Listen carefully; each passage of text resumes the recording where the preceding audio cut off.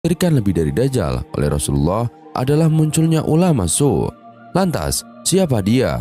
Kenapa Nabi Muhammad SAW begitu mengkhawatirkan dia dibanding Dajjal yang jelas-jelas membuat fitnah menakutkan di akhir zaman? Ulama su, sebagaimana yang kami pahami, bukan hanya mereka yang menguasai ilmu agama, tetapi mereka yang menguasai ilmu di luar ilmu agama. Artinya, ilmuwan dalam bidang apapun bisa saja menyandang predikat ulama su. Kata ulama adalah bentuk jamak dari alim yang artinya ahli ilmu atau ilmuwan. Sementara kata su adalah masdar dari saya susawan yang artinya jelek, buruk dan jahat. Secara bahasa, arti ulama su adalah ahli ilmu atau ilmuwan yang buruk dan jahat. Rasulullah bersabda, "Ingatlah, sejelek-jelek keburukan adalah keburukan ulama dan sebaik-baik kebaikan adalah kebaikan ulama." Hadis riwayat Ad-Darimi. Ulama hakikatnya berhubungan dengan ilmu dan kebaikannya. Harta dan tahta adalah godaan bagi ulama yang bisa menjerumuskan ke dalam kehinaan. Sayyidina Anas radhiyallahu anhu meriwayatkan, ulama adalah kepercayaan Rasul selama mereka tidak bergaul dengan penguasa dan tidak asik dengan dunia. Jika mereka bergaul dengan penguasa dan asik terhadap dunia, maka mereka telah mengkhianati para Rasul. Karena itu jauhilah mereka. Hadis riwayat Al-Hakim. Dari Abu Dzar berkata, "Dahulu saya pernah berjalan bersama Rasulullah, lalu beliau bersabda, 'Sungguh, bukan Dajjal yang aku takutkan atas umatku.' Beliau mengatakan 3 kali. Maka saya bertanya, 'Wahai Rasulullah, apakah selain Dajjal yang paling engkau takutkan atas umatmu?' Beliau menjawab, 'Para tokoh yang menyesatkan.' Musnad Ahmad nomor 222. Dalam sebuah hadis Rasulullah mengatakan, apabila seseorang di antara kamu bertasyahud, hendaklah ia memohon perlindungan kepada Allah dari 4 hal, seraya mengucapkan, 'Ya Allah, sesungguhnya aku memohon perlindungan kepadamu dari siksa neraka jahanam, siksa kubur, cobaan hidup dan mati, dari perlindungan dari fitnah Dajjal.' Riwayat Bukhari dan Muslim.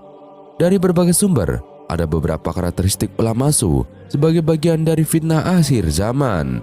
Semoga karakter ini tidak ada dalam diri kita dan kita bisa terhindar dari bahaya yang mereka timbulkan.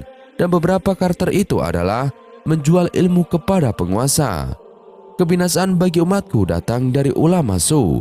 Mereka menjadikan ilmu sebagai barang dagangan yang mereka jual kepada para penguasa. Masa mereka untuk mendapatkan keuntungan bagi diri mereka sendiri. Allah tidak akan memberikan keuntungan dalam perniagaan mereka itu.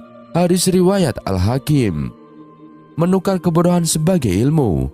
Ibnu Rajab Al-Hambali mengatakan bahwa Ashabi berkata, tidak akan terjadi hari kiamat sampai ilmu menjadi suatu bentuk kejahilan dan kejahilan itu sebagai bentuk ilmu. Ini semua termasuk dari terbaliknya gambaran kebenaran atau kenyataan di akhir zaman dan terbaliknya semua urusan. Yang selanjutnya yaitu memburu harta dan tahta. Mereka adalah ulama agama untuk membedakan antara mereka dan ulama dunia. Mereka adalah ulama jahat yang dengan ilmunya bertujuan untuk kesenangan dunia, mendapatkan pangkat dan kedudukan para penduduk. Lihat Said Bakri dan Muhammad Sayyata Ad-Dimayati, Kifayatul Alqiyah wa Minhajul Asfiya halaman 70 dan Said Muhammad Al-Husaini Az-Zabidi, Itafus Sadati Mutakin Bisarhi Ilya Ulumuddin halaman 348. Yang selanjutnya, sombong dengan banyaknya pengikut. Penuntut ilmu ketiga adalah orang yang kesetanan.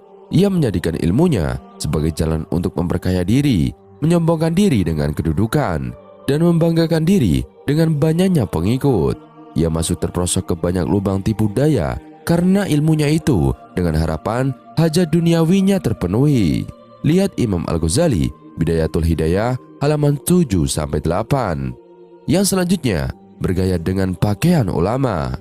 Ia di tengah kehinaan itu merasa dalam batinnya memiliki tempat mulia di sisi Allah karena ia bergaya dengan gaya ulama dan berpenampilan soal pakaian dan ucapan sebagaimana penampilan ulama di saat ia secara lahir dan batin menerkam dunia semata.